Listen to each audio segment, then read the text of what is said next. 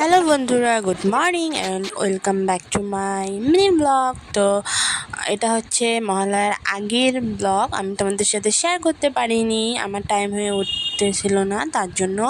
তো এখানে দেখো, যেহেতু আমাদের মহালয়ার আগেই ঘর ছাড়তে হবে, তার জন্য আমার ঘর ছাড়া ধোয়া মোছা কমপ্লিট। আর ভালোই হয়েছিল একদিক দিয়ে, আমি যেদিন ঘর ছেড়েছি ওই দিনে আবার বৃষ্টি এসেছিল, তারপর তো আর কাজ করতে পারতাম না।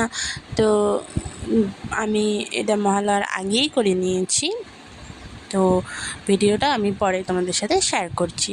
কেউ আবার ভেবো না আমরা মহালয়ার পরে ঘর ঝাড় দিচ্ছি, কারণ মহালয়ার পরে তো ঘর ঝাড় দেওয়া যায় না, তার জন্য আগেই করতে হয় এসব।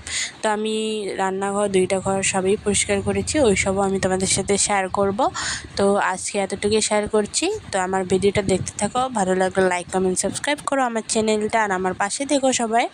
তো আমার মা আর আমি মিলে এই দেখো সকালে উঠে চা খেয়ে নিয়েছি, চা খেয়ে কাজে লেগে পড়েছি, কারণ অনেক কাজ, আর এই কাজগুলো করতে অনেক টাইম লেগেছিল, একদম সন্ধ্যা লেগে গিয়েছিল।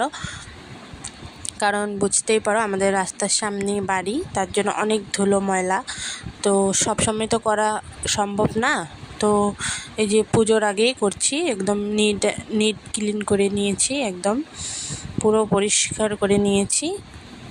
আর হচ্ছে করি, মাঝে মাঝে করি, বেশি করি না। তো দেখতে থাকো, আরও ব্লগ আসছে।